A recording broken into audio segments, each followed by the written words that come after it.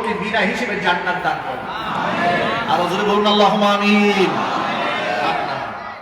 বিনা হিসেবে যদি জান্নাতে যেতে চায়, পরিপূর্ণভাবে ইসলামে দাখিল হতে হবে। ইসলাম আছে যেখানে শান্তি আছে সেখানে, ইসলাম নাই যেখানে অশান্তি আছে সেখানে। ভাইরা আমার, আজকে মুসলমানরা ইসলামের কিছু কিছু বিধানকে খুব ভালো করে মানার চেষ্টা করে, বিশ্বাস করে, আর কিছু কিছু বিষয়ে মানবে তো দূরের কথা, বিশ্বাস করতে চায় না। হাজার প্রশ্ন করে ইসলামের আদর্শের উপরে কথা বলেন, ঠিক কিনা?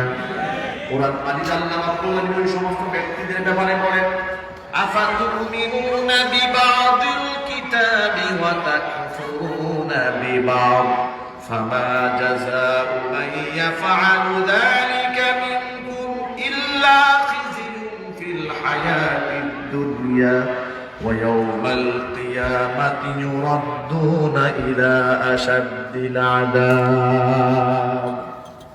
তোমরা কি ইসলামের কিছু বিধানকে মান্য করবে আর কিছু বিধানকে করবে অস্বীকার? এই যদি হয় কারো চরিত্রে কিছু বিধানকে আমি মানবো আর কিছু বাদ দিয়ে দেব, এই যদি হয় কোন ব্যক্তির চরিত্র, ফামা জাযাউ মান ইয়াফআলু যালিকা মিনকুম ইল্লা খিzyun ফিল হায়াতিদ দুনিয়া, এই দুনিয়াতে তাকে লাঞ্ছনাদায়ক অবস্থার সম্মুখীন হতে হবে, তাকে অপমানিত হতে হবে, লাঞ্ছিত হতে হবে, বেইজ্জত হতে হবে। ঘোষণাকার আল্লাহ। আরো জোরে আল্লাহ। আল্লাহ বলছে ইসলামের কিছু মানবে আর কিছু ছেড়ে দেবে। লাঞ্ছিত হতে হবে দুনিয়াতে, কঠিন আযাবের সম্মুখীন হতে হবে হাসরে। আর যদি কোনো ব্যক্তি ইসলামকে পরিপূর্ণ মানে, সম্মান পাবে দুনিয়াতে, সম্মান পাবে আখিরাতে। চিল্লায় বলেন আল্লাহু আকবার। আল্লাহু আকবার। ও যুবক ভাইরা আমার, আমরা দুনিয়াতে লাঞ্ছিত হতে চাই না, অপমানিত হতে চাই না। গোটা পৃথিবীতে আজকে মুসলিম উম্মাহ লাঞ্ছিত, অপদস্থ, কাফির বেঈমানদের কাছে অঘোষিতভাবে পরাজিত। কথা বলে না ঠিক? কাফির বেঈমানরা মুসলিমদের উপর আধিপত্য বিস্তার করেই চলছে। মুসলমানরা এতটুকু বল নাই, ইসলামের কথা জোর গলায় বলবে, বলতে সাহস পায় না। বিশ্বাস করলেও মুসলমানরা জবানে উচ্চারণ করতে সাহস পায় না। অনেক যুবক আছে মুখে দাড়িও রাখতে সাহস পায় না। কেন জানেন? নানাবিধ তকমা লাগানো হয়, বিভিন্ন জঙ্গি গোষ্ঠীর তকমা লাগানো হয়। এই ভয়ে অনেক যুবক দাড়িও রাখতে চায় না। বাস্তবতা আছে না নাই? আছে। অনেক মা বোনরা পর্দাও করে না। আমি আমার যুবক ভাইদেরকে বলি, আল্লাহর নবী সাল্লাল্লাহু আলাইহি ওয়াসাল্লামের সাহাবী হযরত সালমান ফারসি রাদিয়াল্লাহু তাআলা আনহু থেকে একটা হাদিস শুনেন। বিদেশ থেকে মেহমান এসে তার সামনে সালমান ফারসি রাদিয়াল্লাহু তাআলা আনহু যখন খাবার খাচ্ছিলেন, খাবারের লুকমা থেকে কিছু অংশ জমিনের মধ্যে পড়ে যায়। খাদেমকে তখন ডাক দেয়, বললেন লুকমাটা উঠায়া পরিষ্কার করে নিয়ে আসো, এই লুকমাটা আমি ভাতের সাথে নিয়ে, খাবারের সাথে নিয়ে খেয়ে ফেলি। যখন তিনি খেয়ে ফেললেন, তার খাদেম তাকে বলছেন, হুজুর আপনি তো এই কাজটা না করলেও পারতেন, বিদেশি মেহমান আপনার সামনে। ওরা তো এটাকে ছোট মনে করে, তুচ্ছ মনে করে। আল্লাহর নবী সাল্লাল্লাহু আলাইহি ওয়াসাল্লাম এই সুন্নাহকে তারা হয়তো তুচ্ছ মনে করতে পারে, আপনাকে ছোট মনে করতে পারে। তখন হযরত সালমান ফারসি রাদিয়াল্লাহু তাআলা আনহু বলছেন, আআতরুকু সুন্নাত হাবিবি সাল্লাল্লাহু আলাইহি ওয়াসাল্লাম লিহাউলাইল হুমাকা, আমি কি এই সমস্ত বোকাদের জন্য আমার হাবিব সাল্লাল্লাহু আলাইহি ওয়াসাল্লামের সুন্নাতকে ছেড়ে দেব? সুবহানাল্লাহ বলবেন না? সুবহানাল্লাহ। এই সমস্ত বোকা মূর্খদের জন্য আমি আমার রাসূলের আদর্শকে ছেড়ে দেব? এই একটা কথার মধ্যে গোটা মুসলিম বিশ্বের জন্য আদর্শ রয়েছে, হেদায়েতের বার্তা রয়েছে। কে আমাকে কি বলেছে, কোন প্রতিবেশী বলেছে, কোন সাংবাদিক বলেছে, কোন নেতা আমাকে কি বলেছে, কোন বুদ্ধিজীবী আমাকে কি বললো, সেটা দেখে আমি ইসলাম ছেড়ে দেব না। আমি তো ইসলামের আদর্শ কোন ব্যক্তিকে দেখে শিখিনি, দুনিয়ার কোন সাধারণ মুসলমানকে দেখে আমি ইসলাম মান্য করি না। আমি ইসলামের আদর্শ মানি আল্লাহর নবী সাল্লাল্লাহু আলাইহি ওয়াসাল্লামকে দেখে, আমি ইসলামের আদর্শ মানি আল্লাহর নবী সাল্লাল্লাহু আলাইহি ওয়াসাল্লামের সাহাবায়ে কেরামদেরকে দেখে। কারণ কোরআন মাজিদ আল্লাহ সুবহানাহু ওয়া তাআলা বলে দিয়েছেন তাদের মতো ঈমান আনতে। আল্লাহ পাক সূরা বাকারার মধ্যে বলেন, ওয়াইদা কিলা লাহুম আমিনু কামা আমানান নাস ক্বালু আনুমিনু কামা আমানাস সুফাহা আলা ইন্নাহুম হুমুস সুফাহা ওয়ালাকিন লা ইয়ালামুন। মুনাফিকদেরকে যখন বলা হয় সাহাবীরা যেভাবে ঈমান এনেছে তোমরা সেইভাবে ঈমান আনো, তখন সাহাবীরা ঈমান এনেছে, ওই সাহাবীদেরকে মুনাফিকরা কাফির ঈমান না বলে আনুমিনু কামা আমানাস সুফাহা, এই বুকা মূর্খরা যেভাবে ঈমান এনেছে আমরাও কি ওদের মতো বলদ নাকি? আমরা কি এদের মতো বোকা নাকি? আমরা তো বড় জ্ঞানী, আমরা তো পণ্ডিত, আমরা তো বুদ্ধিজীবী।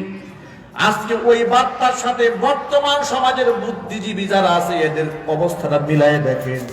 সমাজ যারা ইসলাম মানে, সমাজে যারা আল্লাহ রসুলকে বিশ্বাস করে, পরকালকে বিশ্বাস করে, কোরআন যারা পড়ে, কোরআন যারা বুঝে, কোরআন অনুযায়ী যারা দেশ পরিচালনার কথা বলে, সমাজের বুদ্ধিজীবীরা নিজেদেরকে পণ্ডিত মনে করে আর মুসলমানদেরকে জাহেল মনে করে। কথা বলেন ঠিক কি না? আজকাল তো এমন কথা বলা হয়, হুজুররা এটাও বুঝে না কোনটা মূর্তি আর কোনটা ভাস্কর্য। কথা বলা ঠিক, এই প্রশ্ন তোলা হয়েছে কিনা? আরো জোরে বলেন না কেন? এক একজন উলামায়ে কেরাম 10 বছর 20 বছর কোরআন পড়লেন, হাদিস পড়লেন, ফিকহ পড়লেন, তাফসীর পড়লেন, জায়েজ না জায়েজ তারা বুঝলেন না। পায়খানা করে পানি নাই না, ও জায়েজ না জায়েজ বলে বুঝে ফেলেছে। কোন কাজটা শিরিক হবে আর কোনটা জায়েজ, কোনটা না জায়েজ, কোনটা বৈধ আর কোনটা অবৈধ, এই ফতোয়া সমাজের কোন মূর্খের কাছ থেকে জাতি নেবে না, এই সমাজের ফতোয়া নেবে আলেমদের কাছ থেকে। জোরে কোন ঠিক কিনা? ওরা আমাদেরকে মূর্খ মনে করে, কিন্তু ওরা যে এত বড় জাহেল, জাহেলে মুরাক্কাব, ওরা সেটাও বুঝে না। একজনে বললেন মূর্তি আর ভাস্কর্যের মধ্যে পার্থক্য কি? ভাই ভাস্কর্যের তো পূজা হয় না, মূর্তির পূজা হয়, তো এই জন্য মূর্তি হারাম আর ভাস্কর্য জায়েজ। কি চমৎকার ব্যাখ্যা বানিয়ে ফেলেছে। কিন্তু আপনারা হাদিস থেকে লক্ষ্য করেন, আমি তো আমার নিজের কথা বলবো না, যে কথা আমার নবী বলেছেন সেই কথা কি বলতে সমস্যা আছে? না, যদি বলতে হবে। যে কথা আমার আল্লাহ বলেছেন সেটা শুনতে সমস্যা আছে? বিশ্বনবী সাল্লাল্লাহু আলাইহি ওয়াসাল্লাম বলেছেন, ইন্না আশাদ্দান নাসি আযাবান ইনদাল্লাহি ইয়াওমাল কিয়ামাতি আল মুসাউবিরুন। কিয়ামতের মাঠে জাহান্নামে যাদেরকে সবচেয়ে বেশি কঠিন শাস্তি দেওয়া হবে, তাদের মধ্যে একটা শ্রেণী হচ্ছে যারা জমিনে মানুষের ছবি অঙ্কন করত, প্রাণীর ছবি আঁকাতো এবং ভাস্কর্য মূর্তি বানাতো। এদেরকে জাহান্নামে সাজা দেওয়া হবে আর বলা হবে, আহিয়ু মা খালাকতুম, আমার সৃষ্টির মতো যা বানিয়েছিলে তার মধ্যে প্রাণের সঞ্চার করো, প্রাণ ঢুকাও। ও পৃথিবীর মুসলমানেরা এক বাক্যে জবাব দিয়ে বলেন, কোন মূর্তির মধ্যে, ভাস্কর্যের মধ্যে প্রাণের সঞ্চার করা পৃথিবীর কোন মানুষের দ্বারা কি সম্ভব? বলতে হবে। যেখানে ছবি আঁকাই হারাম, সেখানে মূর্তি বানানো কিভাবে ধর্মীয় ভাবে জায়েজ হয়?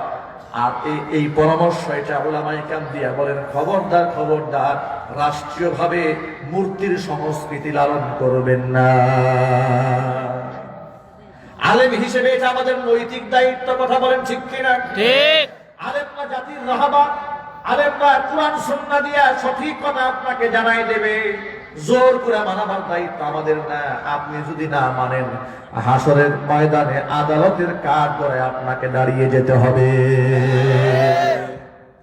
ও মুসলমান ভাইরা আমার, আমি যে কথা বুঝাতে চেয়ে এক্সাম্পলটা দিলাম সেটা হলো, যেখানে আল্লাহ নবী সাল্লাল্লাহু আলাইহি ওয়াসাল্লাম স্পষ্ট ঘোষণা রয়েছে, যারা ছবি অঙ্কন করে, যারা মূর্তি বানায়, এদেরকে কিয়ামতের মাঠে জাহান্নামে সবচেয়ে কঠিনতম শাস্তি প্রদান করা হবে।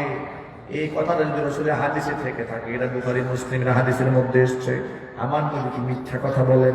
না। আমার নবী ভুল কথা বলেন? না। তাহলে আমরা হাদিসের মধ্যে পেয়েছি বিধায় তো আমরা বলি মূর্তি বানানো হারাম, ভাস্কর্য বানানো হারাম। প্রতিমা বানানো হারাম। এটা অমুসলিমরা করতে পারে, কিন্তু কোন মুসলমানের সন্তান মূর্তি কিংবা মূর্তি পূজা কিংবা ভাস্কর্য বানানোকে সমর্থন দিতে পারে না।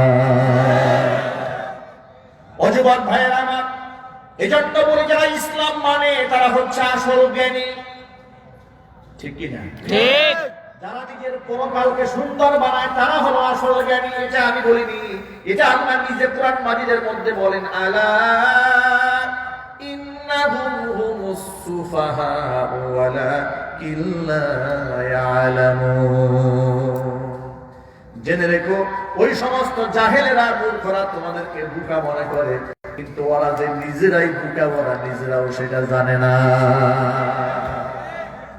চালাক হচ্ছে ইমানদারেরা, চালাক হচ্ছে মুসলমানেরা, চালাক হচ্ছে সেই ব্যক্তি যে ব্যক্তি আল্লাহকে চিনেছে, নিজের জীবনের লক্ষ্য এবং উদ্দেশ্য সম্পর্কে অবগত হয়েছে, জাহান্নাম থেকে বাঁচানোর চেষ্টা যে করেছে, সেই ব্যক্তি হচ্ছে আসল জ্ঞানী। ঠিক। প্রিয় যুবক ভাইয়েরা আমার, আমাকে যদি আমার ইমানের জন্য আমার আদর্শ বাস্তবায়ন করতে গিয়া যদি আমাকে লড়াই এবং সংগ্রাম করতে হয়, আমাকে যদি জিহাদের ময়দানে শামিল হতে হয়, আমার যদি জীবনটাকে বাজিও রাখতে হয়, আমি সেটাও করতে পারবো, কিন্তু ধর্ম ছেড়ে দিতে রাজি নই। হযরত বিলাল রাদিয়াল্লাহু তাআলা আনহুর অপরাধটা কি ছিল? তালহা রাদিয়াল্লাহু তাআলা আনহুর অপরাধটা কি ছিল? খাব্বাব ইবনে আত রাদিয়াল্লাহু তাআলা আনহু তার অপরাধটা কি ছিল? অপরাধ তো কিছুই না।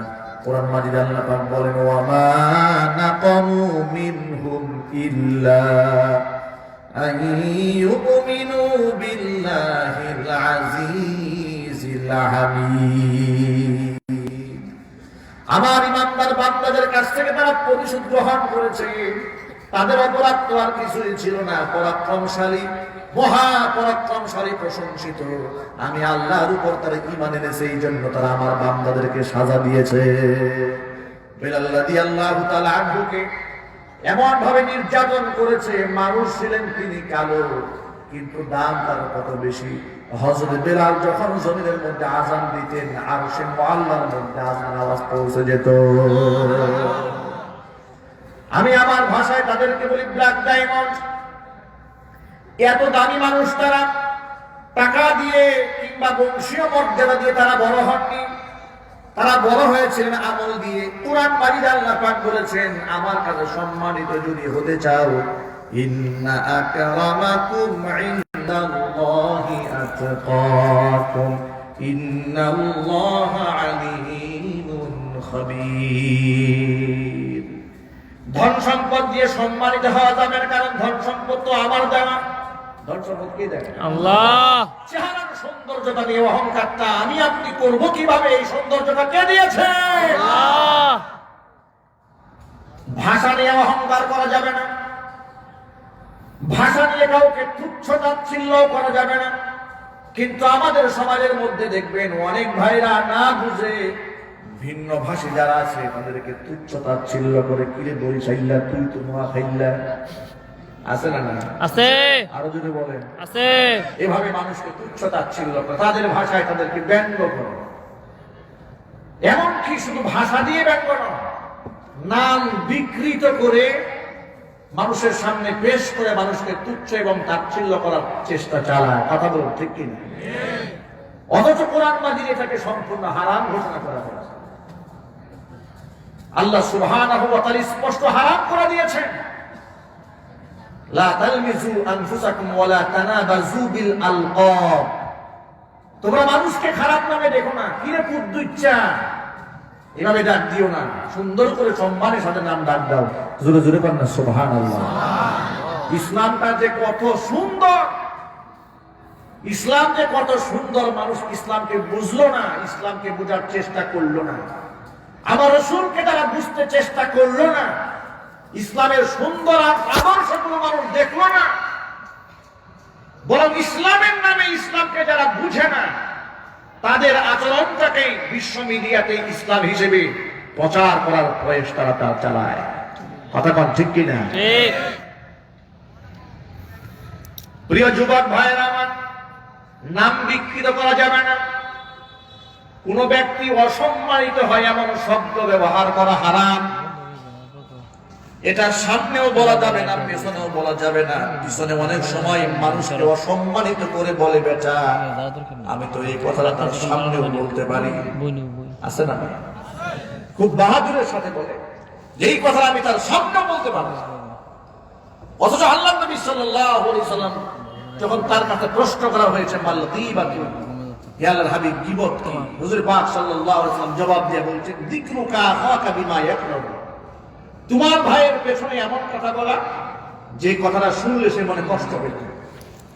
তখন সাহাবায়ে কেরাম বললেন, যদি তার মধ্যে সেই দোষটা সত্যি থেকে থাকে, হুজুর বলেন সত্যি যদি থেকে থাকে তাহলে তো গীবত হবে, আর যদি তার মধ্যে দোষ না থাকে তুমি বানিয়ে বলে তো তুহমত হবে। আজকে গীবত শেখায়েত তুহমতে ভরে গিয়েছে, আর এই গীবত শেখায়েত তুহমত থেকে সাধারণ মানুষ কি করে বাঁচবে? দেশে বরেণ্য কিছু আলেমদের মধ্যেও গীবত শেখায়েতের বাজার জমে গেছে। কথা বলেন ঠিক কিনা?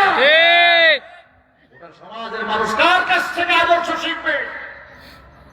যে আলেমদেরকে মানুষ মুক্তাদা মনে করে, জাতির রাহবার মনে করে, সে আলেম নয় আজকে জাতির সামনে দৃষ্টান্ত কায়েম করেছে, গীবত শেখায়েতের দৃষ্টান্ত, পরনিন্দা করার দৃষ্টান্ত কায়েম করেছে।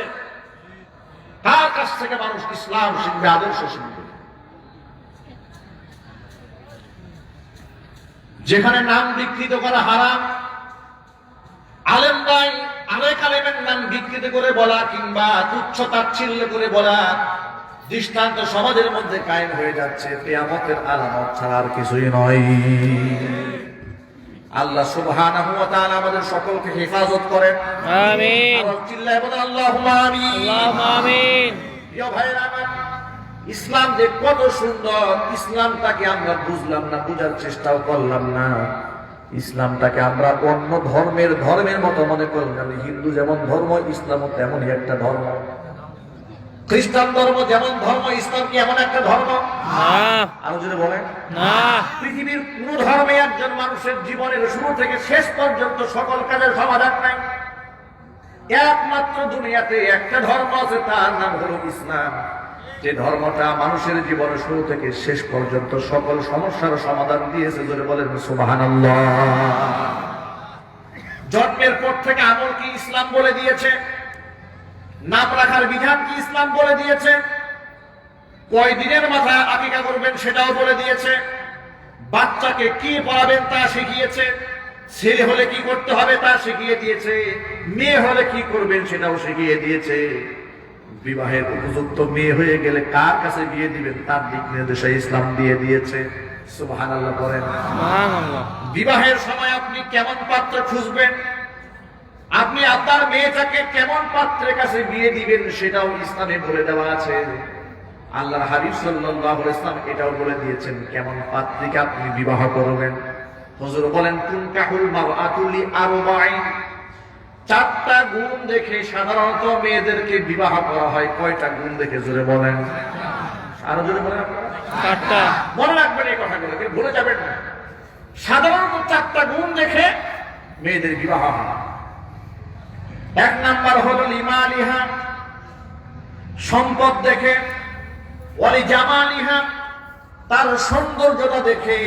তিন নাম্বার হচ্ছে ওয়ালি হাসাবিহা, তার আভিজাত্য দেখে, স্ট্যাটাস দেখে, বংশীয় মর্যাদা দেখে। আর চার নাম্বার হচ্ছে ওয়ালি দীনিহা, তার দিনদারিতা, পরহেজগারিতা দেখে।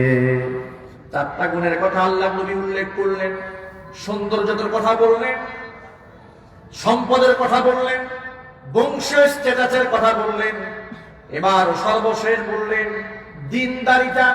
এটা দেখেও মানুষ পাত্রীকে বিবাহ করে, মেয়েদেরকে বিবাহ দেয়। এই অবস্থার ক্ষেত্রে এই চারটা গুণের মধ্যে ফাদফাল বিদাতিদ দ্বীন, তোমরা যখন ছেলেদেরকে বিবাহ করাবে, মেয়ে যখন তোমার ঘরে আনবে, তখন এই 4 নাম্বার গুণটাকে সবার আগে প্রাধান্য দিবে। সুবহানাল্লাহ, সুবহানাল্লাহ। চারটা কোয়ালিটি একটা মেয়ের মধ্যে থাকে। অনেক সম্পদের মালিক, কিংবা দেখতে দারুণ সুন্দরী, কিংবা তার বংশমর্যাদা অনেক বড়, কিংবা তার মধ্যে দিনদারিতা রয়েছে। এই চারটা গুণের মধ্যে সর্বাধিক প্রাধান্য দেবে দিনদারিতা, পরহেজগারিতা। যদি দিনদারিতার পরহেজগারিতা এটা কোনো ব্যক্তির মধ্যে থাকার পরে যদি সৌন্দর্যতা থাকে, সম্পদ থাকে, বংশ থাকে, তাহলে নূর আলা নূর, সোনায় সোহাগা, দুধে আলতা। কথা বলুন ঠিক কিনা? ঠিক। কিন্তু সবার আগে আমরা এটাকে প্রাধান্য দিই না। আজকাল সমাজের মধ্যে সবার আগে প্রাধান্য দেওয়া হয় মেয়েটা কতটুকু সুন্দরী। কথা বলুন ঠিক। চরিত্র আছে না গেল এটাও দেখা, বয়ফ্রেন্ড কয়টা ছিল এটাও জানা দরকার। বিবাহ করে নিয়ে আসছে একদম সুন্দরী দেখে, মাসখানিক 2 মাস 3 মাস পরে গুতাগুতি শুরু হয়ে গেল ঘরের মধ্যে। বাস্তবতা আছে না নাই? আছে। ডিভোর্সের পর ডিভোর্স শুরু হয়ে যায়। আপনারা জানেন সিনেমা জগতে, নাটকের জগতে অনেক বড় বড় সুপারস্টার, জাতির ক্রাশ বলা হয় তাদের। কথা বলেন, জাতির যাদের ক্রাশ বলা হয়, এই ক্রাশদের সংসার থেকে না, একের পর এক পত্রিকার পাতার মতো বছরের পর পর তারা স্বামী চেঞ্জ করে। এত সৌন্দর্যতার বহর, এত রূপের বহর তাদের সংসার থেকে না কেন? তাদের সংসার একের পর এক চেঞ্জ হয় কেন? এর নামে রাসূল পাক সাল্লাল্লাহু আলাইহি ওয়াসাল্লাম সেই কথার বাস্তবতা হুজুর বলেছেন, দিনদারিতাকে যদি প্রাধান্য না দাও, ইল্লা তারিবাতি ইয়াদাকা, ধ্বংস হবে তুমি দুনিয়াতে, ধ্বংস হবে তুমি আখিরাতে। তোমার ঘর বাহির থেকে মানুষ চকচক করতে দেখবে, মানুষ মনে করবে তার মধ্যে আলো জ্বলছে, কিন্তু আলো নয়, জাহান্নামের আগুন জ্বলছে। কথা বলছেন কিনা?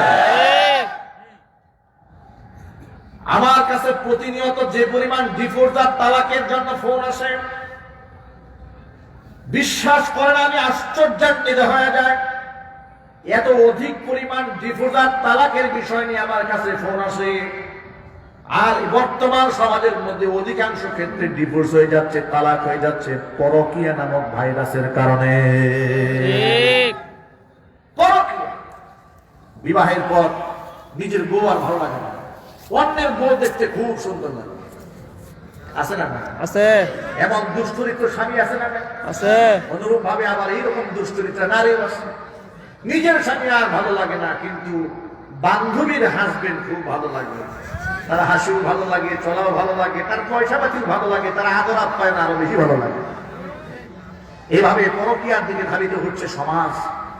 এই জন্য এই সমাজটাকে যদি আপনি এই ডিভোর্স থেকে বাঁচাতে চান, আমাদের সমাজের মধ্যে মুসলিম পারিবারিক যে সুন্দর বিধান রয়েছে, এটাকে যদি এই স্থিতিশীলতা যদি আপনারা ধরে রাখতে চান, তাহলে ইসলামের যে নিয়ম নীতিমালা রয়েছে, পর্দার যে বিধান রয়েছে, কোরআন সুন্নাহর যে আলোচনা রয়েছে, এগুলো প্রত্যেকটা ঘরে ঘরে বেশি বেশি হওয়া উচিত। কথা বলুন ঠিক কিনা? পশ্চিমা কালচার কিংবা ইহুদি খ্রিস্টানদের কালচার কিংবা মুসলিমদের কালচার, এটা টোটালি সমাজ থেকে, সংসার থেকে বয়কট করতে হবে। যারা এটাকে ছাড়তে পারবে না, নিজের কপালে নিজে ঝাড়ু মারার জন্য প্রস্তুত হয়ে যায়। কি বলে জানেন? দুলাভাইয়ের সামনে শালিকে যেতেই হবে। এটা বাস্তবতা সমাজে আছে না? আছে। কথা বলেন আপনারা? কিংবা দেবরের সামনে ভাবিকে যেতেই হবে। দেবরের সামনে যদি ভাবি না যায়, তাহলে কি বলে জানেন? সবচেয়ে বড় বাধা হয় শ্বশুর এবং শাশুড়ি। সবচেয়ে বড় বাধা হয়ে দাঁড়ায়। বৌমাকে ডেকে বলে, বৌমা, আমার ছোট্ট একটা ছেলে, সবে মাত্র 20 বছর বয়স হয়েছে, তোমার ছোট ভাইয়ের মতোই তো বয়স, তুমি তার সামনে যাও না কেন? সে কি তোমাকে খারাপ দৃষ্টিতে দেখে? দেখেন শয়তানটা কোন জায়গায় ঢুকেছে, কোথায় গিয়ে শয়তান ভর করেছে। শয়তান জানে কার ব্রেন ওয়াশ করতে পারলে এখানে জেনা করানো সহজ হবে। কথা বলেন না ঠিক কিনা? এই আওয়াজগুলো বাহিরে যাচ্ছে মাইকে, আমার মা বোনরাও শুনতে পাচ্ছেন, যুবক ভাইরা শুনতে পাচ্ছেন, মুরব্বীরাও শুনতে পাচ্ছেন, কান খুলে শুনে রাখেন। আল্লাহর হাবিব সাল্লাল্লাহু আলাইহি সাল্লাম বলেন, জিনা শুধু মানুষ লজ্জার স্থান দিয়ে করে না, জিনা লাইনি আন নাজরু, চোখের জিনা হচ্ছে চোখ দিয়া কোনো পরনারীকে দেখা, কানের জিনা হচ্ছে বাজে কোনো কথা কান দিয়ে শ্রবণ করা, হাতের জিনা হচ্ছে হাত দিয়ে কোনো নারীকে স্পর্শ করা, পায়ের জিনা হচ্ছে অন্যায়ের দিকে এগিয়ে যাওয়া, লজ্জাস্থান সেটা আমলে বাস্তবায়ন করে প্রত্যেকটা গুনাহ জিনার গুনাহ হিসেবে লিখিত হয়ে যায়। জিনা সমাজে ভরে গিয়েছে। এই জন্য ইসলামকে মানেন সবার আগে। এই কথা যখন আমরা বলি, তখন বলেন হুজুরদের দৃষ্টি খারাপ, আমাদের দৃষ্টি অনেক ভালো। হুজুররা এত পর্দার ক্ষেত্রে কড়াকড়ি কথা কেন বলেন? আমরা তো আমাদের বোনদেরকে, চাচাতো বোনদেরকে খারাপ নজরে দেখি না, মামাতো বোনদেরকে খুব মহাব্বতের নজরে দেখি। আছে না না? আছে। বিশ্ববিদ্যালয়ে পড়েছে, বয়ফ্রেন্ড একটা ধরে নিয়ে বাড়ি আসছে। মা জিজ্ঞেস করে মেয়েকে, কিরে, মেয়েকে জিজ্ঞেস করে যে ছেলেটাকে, তখন বাপ্পার কাছে পরিচয় করিয়ে দেয়, এই ছেলেটা আমার বয়ফ্রেন্ড, আমার কলেজ ফ্রেন্ড, আমার স্কুল ফ্রেন্ড, এভাবে পরিচয় করে দেয়। মা তখন হাসি মুখে আনন্দ চিত্তে তারে খুব আপ্যায়ন করে। আপ্যায়ন করে যাবার সময় বলে দেয়, আমার মেয়েটা বিশ্ববিদ্যালয়ে থাকি, বাবা একটু দেখে শুনে রাখো। বাস্তবতা আছে না নাই?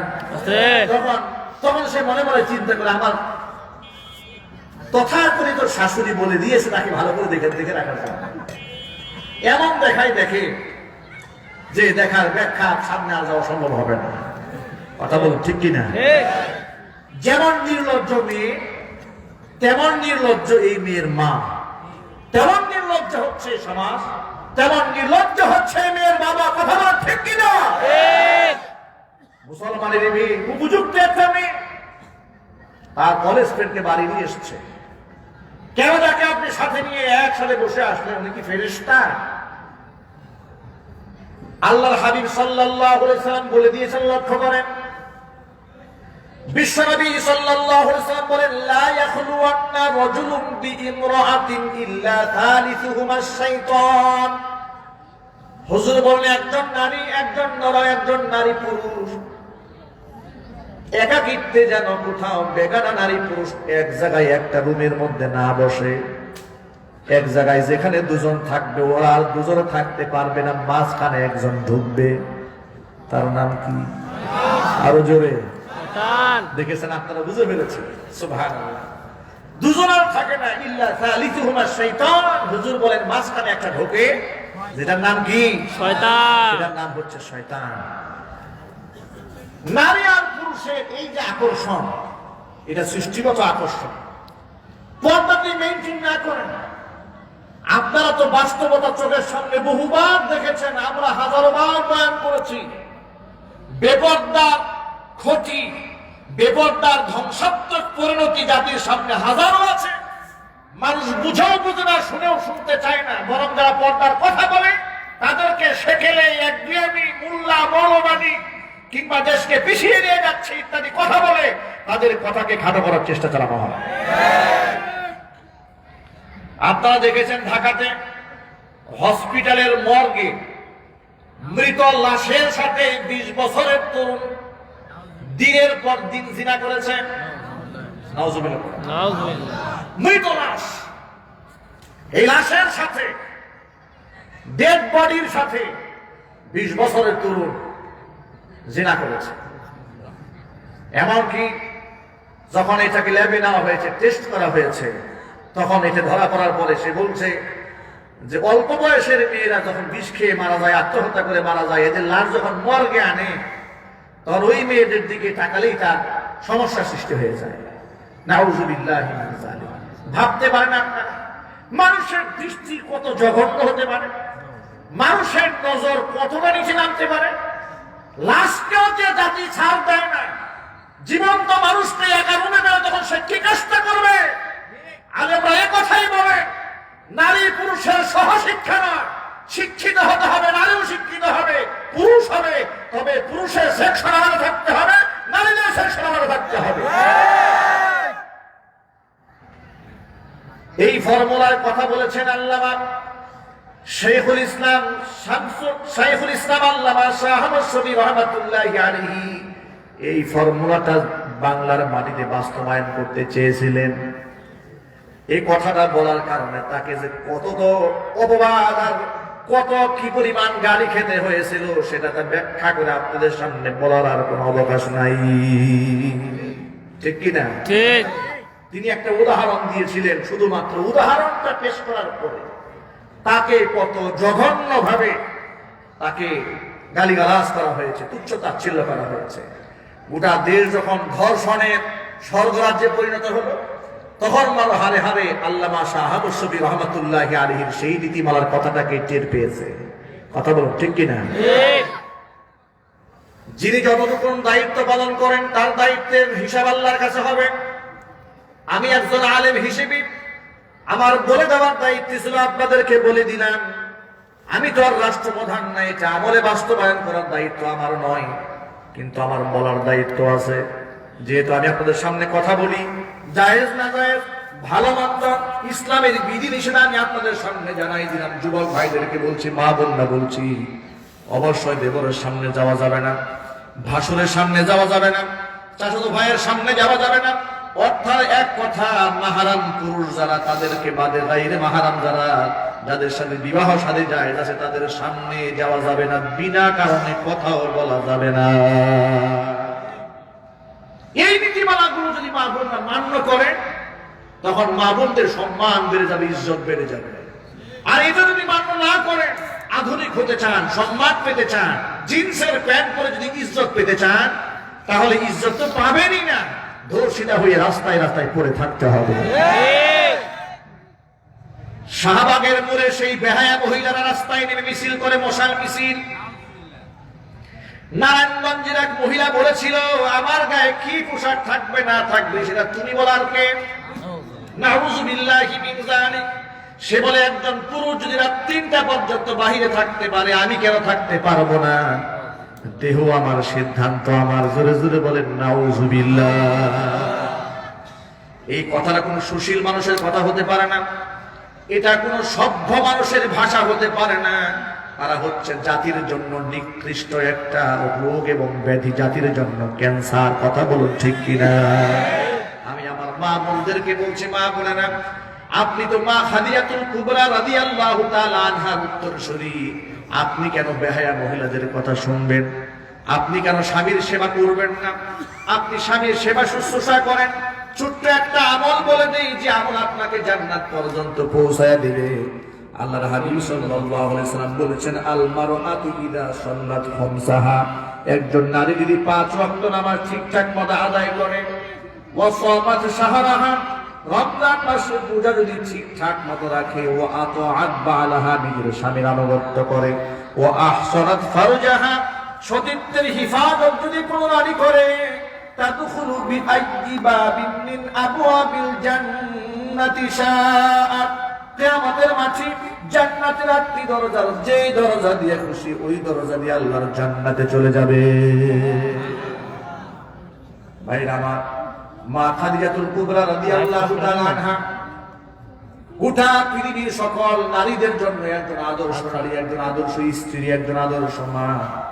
যে খাদিজাতুল কুবরা রাদিয়াল্লাহু তাআলা আনহার ব্যাপারে আল্লাহর হাবিব সাল্লাল্লাহু আলাইহি সাল্লাম বলেছেন, গোটা পৃথিবীর মধ্যে খায়রু নিসাইহা, গোটা বিশ্বের মধ্যে শ্রেষ্ঠতম দুইজন রমণী, একজন হচ্ছে মারিয়াম বিনতে ইমরান, হযরত মারিয়াম আলাইহা সালাতু ওয়াসসালাম, আরেকজন হচ্ছে খাদিজা বিনতে খুয়াইলিদ। বিশ্বের মধ্যে শ্রেষ্ঠতম দুই নারী, এক হচ্ছে হযরত মারিয়াম, আরেক হচ্ছে খাদিজাতুল কুবরা রাদিয়াল্লাহু তাআলা আনহা। খাদিজাতুল কুবরা রাদিয়াল্লাহু তাআলা আনহা হচ্ছেন সেই মহিয়সী নারী, 55 বছরে বার্ধক্যে উপনীত হওয়ার পরে নবীজির জন্য খাবার তৈরি করে 2500 ফিট উঁচা হীরা গুহার মধ্যে খাবার নিয়ে গেছেন।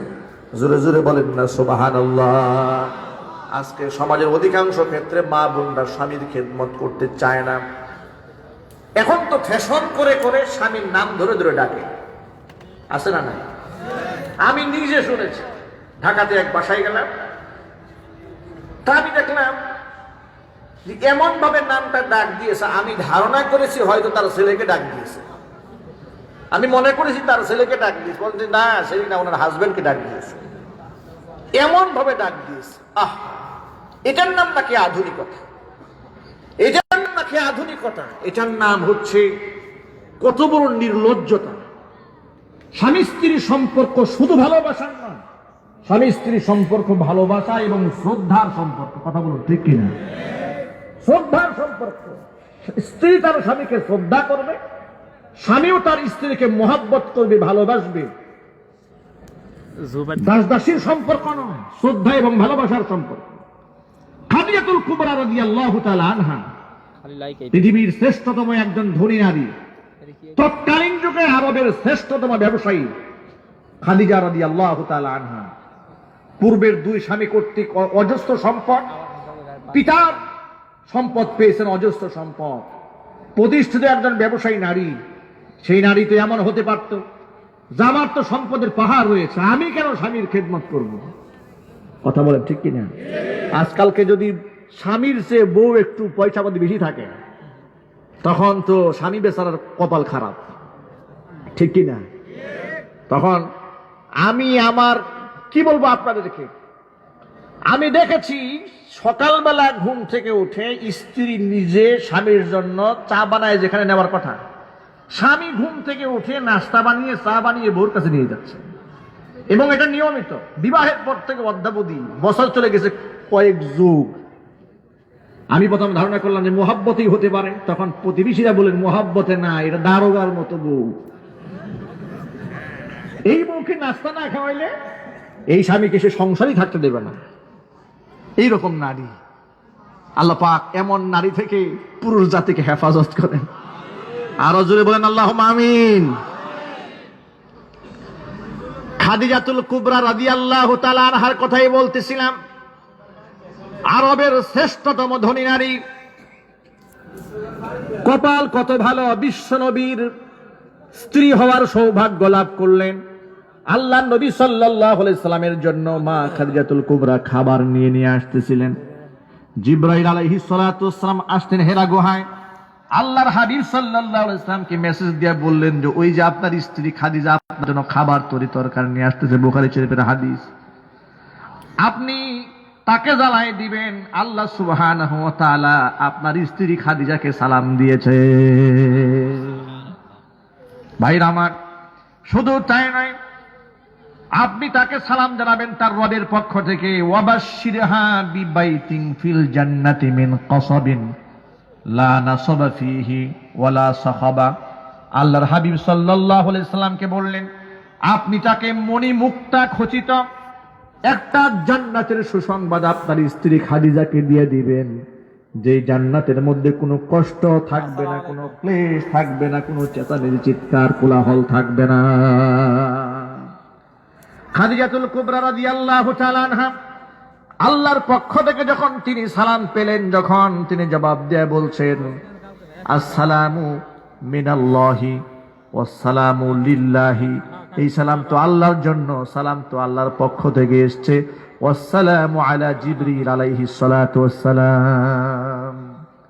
ভাইরা আমার, কতটা সম্মানিত হলে একজন নারীকে গোটা পৃথিবীর স্রষ্টা, আসমান জমিনের স্রষ্টা, লৌহ কলমের স্রষ্টা, চাঁদ সূর্যের স্রষ্টা, আমাদের সকলের রব আল্লাহ তাকে সালাম দিয়েছেন।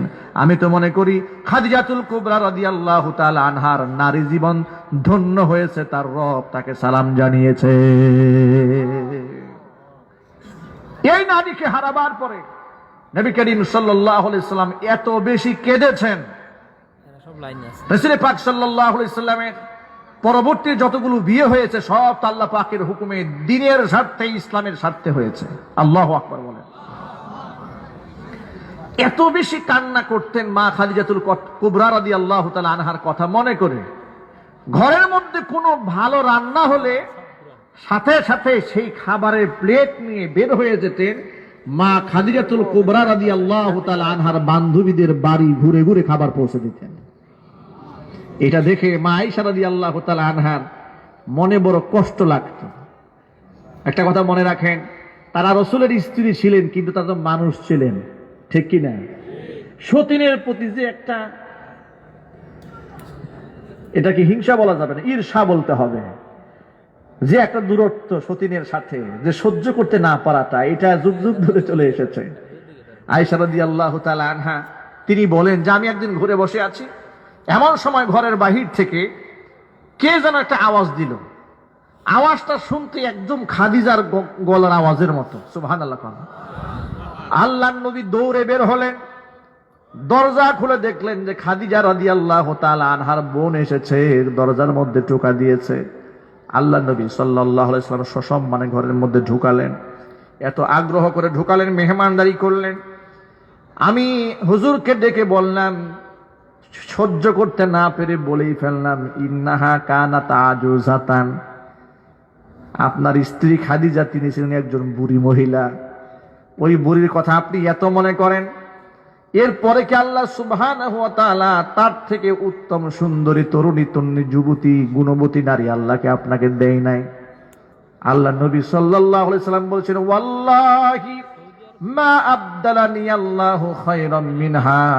আয়েশা, আমি আল্লাহর কসম করে বলি, খাদিজার চেয়ে উত্তম নারী আল্লাহ পাক আমার জীবনে আর উপহার দেয় নাই। খাদিজার কথা বলে আমারে কষ্ট দিও না।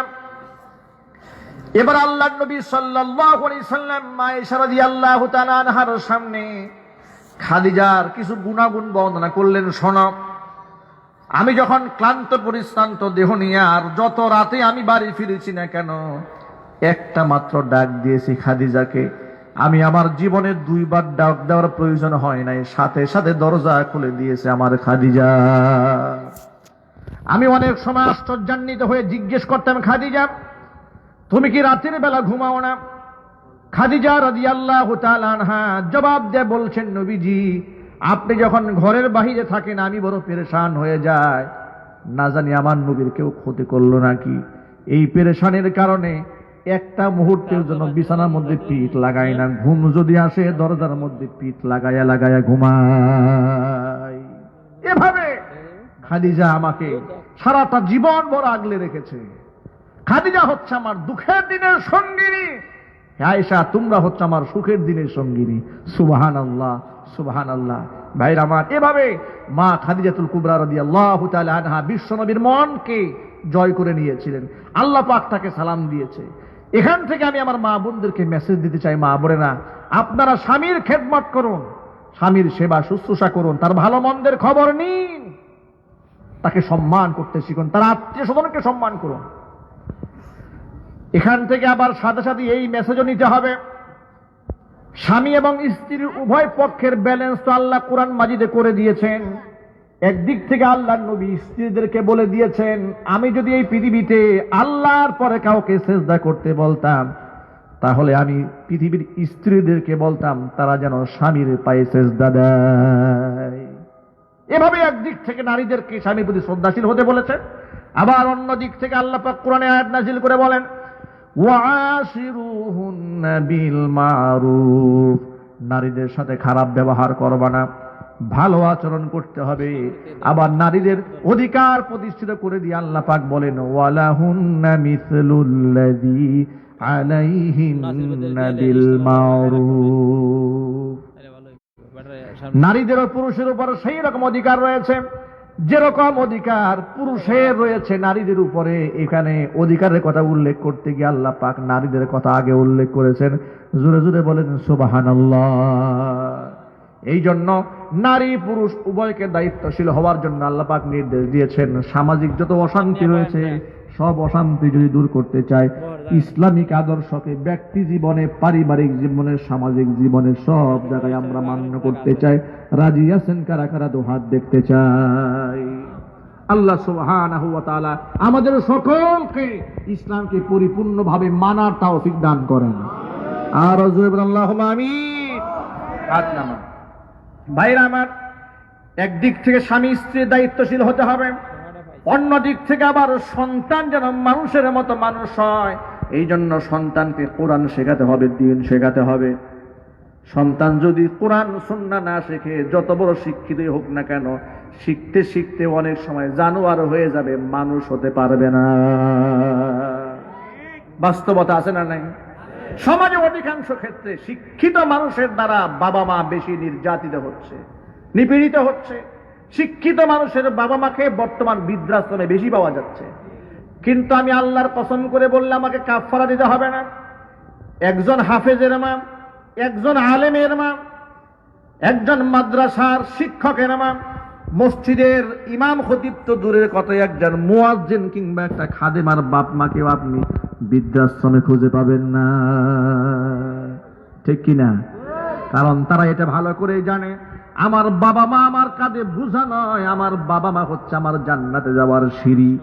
বিশ্বনবী সাল্লাল্লাহু আলাইহি সাল্লামকে যখন প্রশ্ন করা হয়েছিল, মা হাক্কুল ওয়ালিদাইনি আলাইনা ইয়া রাসূলুল্লাহ, ও আল্লাহর নবী পিতা মাতার কি হক রয়েছে আমাদের উপরে?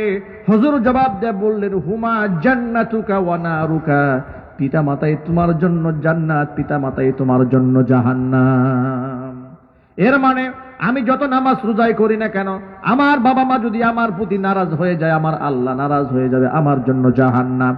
আর আমি যদি আমার পিতা মাতাকে যদি সন্তুষ্ট করে রাখতে পারি, আল্লাহ পাকের জান্নাত আমার জন্য ওয়াজিব হয়ে যাবে। কিন্তু সমাজের বাস্তবতা হলো এই, মানুষ পীর সাহেবের পিছনে দৌড়ায় জান্নাত পাওয়ার জন্য, আছে না নাই? আরো জোরে বলতে হবে। মানুষ মাজারে যায় জান্নাত পাওয়ার জন্য, পীরের পায়ে সেজদা দেয়। শুধু সেজদাই দেয় না, কয়েকদিন আগে অনলাইনে দেখলাম, আমাকে দুজকেও যদি দেওয়া হয়, তারা গান গেয়ে বলতেছে, চাই না আমি জান্নাত, দুজককে আমাকে দুজকে পাঠিয়ে দাও, কিন্তু আমার কাফনের উপরে আমার পীর বাবার নাম লিখে দাও। জাহান্নামে যাবে এটা আপত্তি নাই, কিন্তু মরার সময় কাফনের উপরে পীর বাবার নাম লিখে দিতে হবে। আস্তাগফিরুল্লাহ আল আলিয়্যিল আযীম, লা হাওলা ওয়ালা কুওয়াতা ইল্লা বিল্লাহিল আলিয়্যিল আযীম। এই শিরক দিয়ে, বেদাত দিয়ে গোটা দেশ ভরে গিয়েছে। অসংখ্য মুসলমান জান্নাতে যাওয়ার আশায় শিরক করতেছে, আছে না নাই জুড়ে বলেন? যার কারণে যখন দেখবেন গোটা বাংলাদেশে যখন হক্কানি উলামায়ে কিরাম মূর্তি এবং ভাস্কর্যের বিরুদ্ধে যখন কথা বলছে, রহস্যজনক ভাবে এই মাজার পূজারী মৌলবীরা সবাই চুপ হয়ে আছে, এরা কোনো কথা বলছে না। মাজার পূজারী, পীর পূজারী, দরগা পূজারী, এই তথাকথিত মৌলবীরা ভাস্কর্যের ব্যাপারে কোনো কথা বলছে না। তার কারণটা কি জানেন? ওরা জানে যে আমরা যেটা পূজা করি এটা ভাস্কর্য চাইতে কম না। অতএব ভাস্কর্যের বিরুদ্ধে ফতোয়া দিতে গেলে আগুনটা নিজের গায়ে লাগবে, এই জন্য ওরা রহস্যজনক ভাবে চুপ হয়ে আছে। কথা বলেন ঠিক কিনা? মনে রাখেন, মূর্তি পূজা, দুর্গা পূজা আর দরগা পূজা একই জিনিস। মুশরিকরা করে দুর্গা পূজা, আর মুসলমানরা তথাকথিত নামধারীরা করে দরগা পূজা। কবরে গিয়ে শ্রদ্ধা দিচ্ছে, কবরে চাচ্ছে, আগরবাতি দিচ্ছে, মোমবাতি দিচ্ছে, সাহায্য প্রার্থনা করছে। এটা কি পূজা বলবো নাকি জিয়ারত বলবো? কথা বলে কেন? এটা কি পূজা না জিয়ারত? আমরা যখন এদের পূজার বিরুদ্ধে কথা বলি যে এরা খাট পূজারি, কবর পূজারি, মাজার পূজারি, ওরা কি বলে জানে? না না, আমরা পূজা করি না, আমরা একটু জিয়ারত করি। জিয়ারত কাকে বলে? কবরে শ্রদ্ধা দেওয়ার নাম কি কবর জিয়ারত করা? কবরে মোমবাতি দেওয়া, আগরবাতি দেওয়ার নাম কি জিয়ারত করা? কবরে সাহায্য চাওয়ার নাম কি জিয়ারত করা? ওরা এই কাজগুলো করে, আমরা এগুলোর বিরোধিতা করি। জিয়ারতের পর তো আমরা বলি জিয়ারত করা সুন্নাত, আবার বলি কবর জিয়ারত করা সুন্নাত, কবর পূজা করা, সেজদা দেওয়া হারাম এবং শিরক। কথা বলো ঠিক কিনা? ঠিক। পীর সাহেবকে যদি গরু আপনার 10টাও দেন, এরপরে পীরে যে জান্নাতে যাবে তার তো গ্যারান্টি নাই, আপনাকে সে জান্নাতে কেমনে নিয়ে যাবে? এই জন্য সহজ জিনিস কোরআন সুন্নাহ থেকে বোঝার চেষ্টা করেন। আপনি আমার কথাও শুনবেন না যদি আমি কোরআন হাদিসের বাহিরে মন গড়া কথা বলি, এটা আপনি নেবেন না। হাদিসটির দিকে নিজে তাকায় দেখেন। আল্লাহ নবী সাল্লাল্লাহু আলাইহি সাল্লাম বলেছেন, 3 ব্যক্তির দোয়া আল্লাহর কাছে কবুল হয়। কয় ব্যক্তি? 3 ব্যক্তি। 1 নাম্বার হচ্ছে দুআউল মুসাফির, মুসাফিরের দোয়া কবুল হয়। 2 নাম্বার হচ্ছে দুআউল মাজলুম, মাজলুমের দোয়া বা দোয়া কবুল হয়ে যায়। 3 নাম্বার হচ্ছে দুআউল ওয়ালিদাইনি, পিতা মাতার দোয়া কবুল হয়ে যায়। এখানে কি পীরের নাম আছে? কথা বলেন না। মুফতি সাহেবের নাম আছে? না। খানকা শরীফের নাম আছে? পিতা মাতার নাম আছে। পিতা মাতা দোয়া করলে আল্লাহর কাছে কবুল হবে, এটা রাসূলের গ্যারান্টি। সেই রাসূলের গ্যারান্টি না নিয়ে যে পীর সাহেব মিথ্যা কথা বলে, এমন পীর সাহেব নামাজও পড়ে না, মুখে দাড়িও রাখে না, টাকনুর নিচে কাপড় পরে। পীর সাহেব যে খাটে শুয়েছে, মরার পরে সেই খাটকে সেজদা দেয়। পীর সাহেব যে চেয়ারে বসেছে, মৃত্যুর পরে সেই চেয়ারকে পূজা করছে। তার কাছে যাচ্ছে নিজের সব গুণগান নিয়ে, চাওয়া পাওয়া নিয়ে যাচ্ছে। আহারে পচা মুসলমান, আহারে রাষ্ট্র মুসলমান, আহারে দিবের ভ্রষ্ট মুসলমান। সে নিজেই জানে না সঠিক পথের দিশা, তো সে নিজেই পায় নাই, তোমাকে সঠিক পথের দিশা কিভাবে দেবে? ওখানে টাকা ব্যয় না করে বাপ মার পেছনে টাকা ঢালা, বাবা মার পেছনে টাকা ঢালার কথা শুধু হুজুররা বলবে কেন? এটা আল্লাহ বলে দিয়েছেন কোরআন শরীফটা নিজে খোলো। তুমি এত বুবা কেন, এত বধির কেন, এত অন্ধ কেন? কোরআন মাজিদ আল্লাহ রাব্বুল আলামিন বলেন ইয়াসআলুনাকা মাযা ইউনফিকুন কুল মা আনফাকতুম মিন খায়রিন فللوالدين والأقربين واليتامى والمساكين وابن السبيل وما تفعلوا من خير فإن الله به عليم.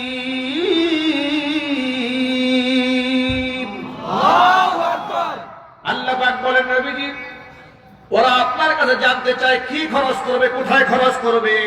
আপনি খরচের খাত আমার পক্ষ থেকে জানায় দেন যে কুলমান ফাবতুম মিন খাইরিন ফালিল ওয়ালিদাইনি, ভালো ভালো জিনিস যা খরচ করবা, কল্যাণকর জিনিস যা খরচ করবা, হালাল জিনিস যা খরচ করবা, সবার আগে বাপ মার পেছনে খরচ করবে। জোরে বলেন সুবহানাল্লাহ। সুবহানাল্লাহ। ফালিল ওয়ালিদাইনি, সবার আগে বাপ মার পেছনে খরচ করবে।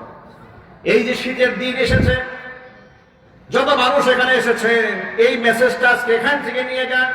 শীতের সময় এসেছে, ভালো একটা শাল, ভালো একটা শীতের জামা বাবা মাকে কিনে দিবেন যাদের বাবা মা আছে। রাজি আছেন ইনশাআল্লাহ? যদি বলেন রাজি আছেন ইনশাআল্লাহ।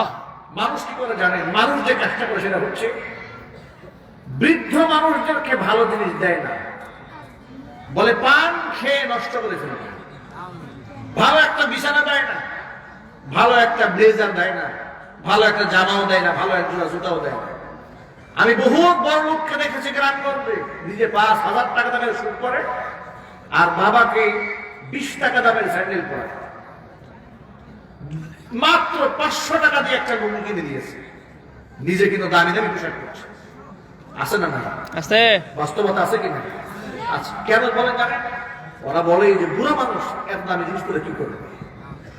কিন্তু এই সেই বুড়া, এই সেই বুড়ি যাকে আপনি অবহেলা করে সুন্দর বিছানাটা আপনি দেন নাই, ভালো বিছানা দিলেন না, এই বুড়া বুড়ি কিন্তু আপনি যখন, আমি যখন ছোট্ট ছিলাম, শিশু বাচ্চা ছিলাম, আমি যখন বিছানার মধ্যে পায়খানা পেশাব করে দিতাম, আমার বাপ মা আমি পায়খানা করি বলে আমাকে খারাপ বিছানায় শোয়াই রাখেন, নিজেরা ভালো বিছানায় শোয় নাই।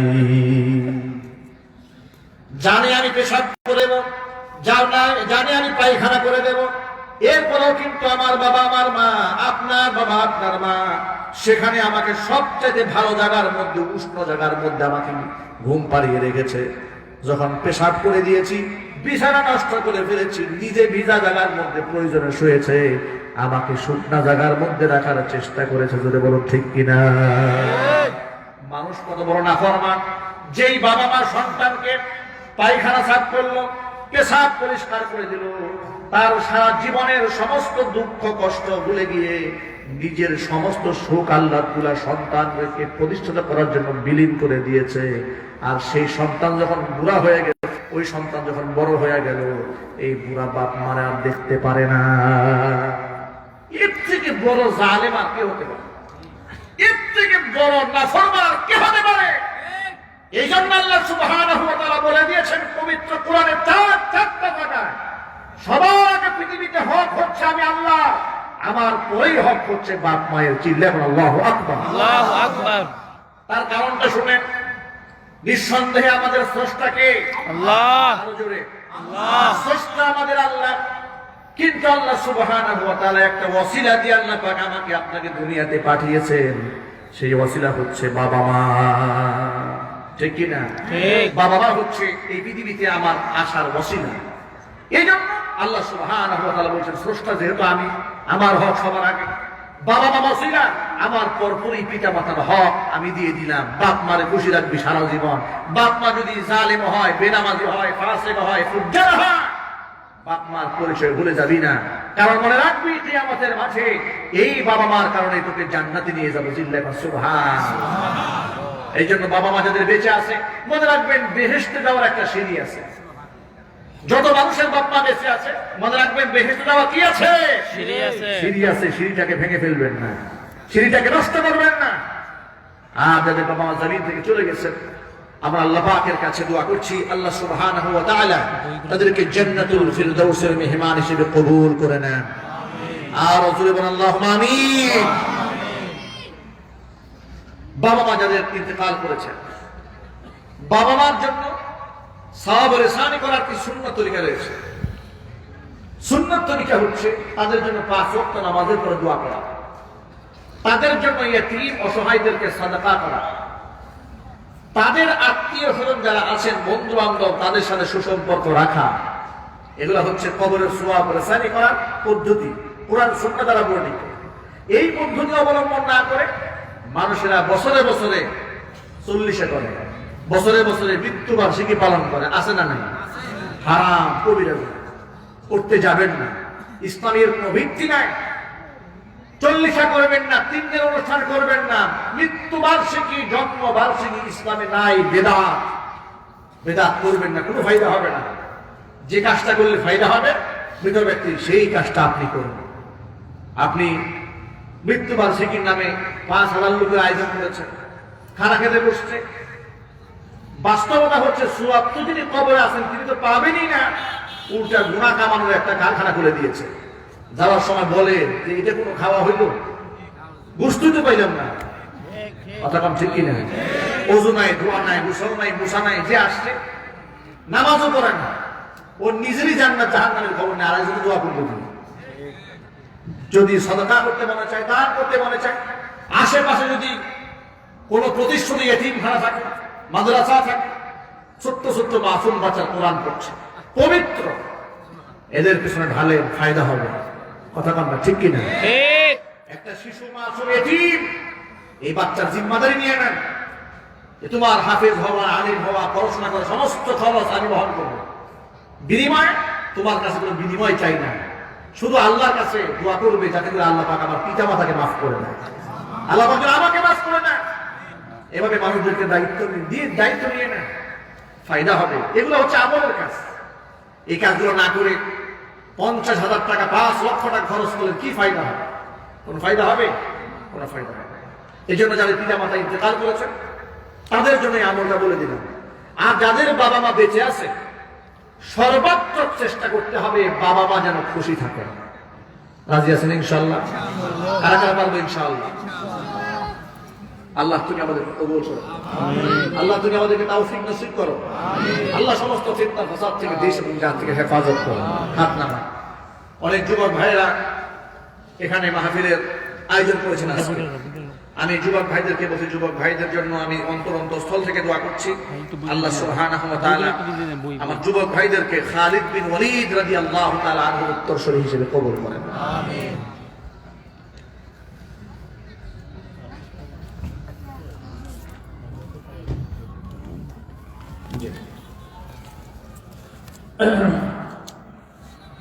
মোনাজাতের আগে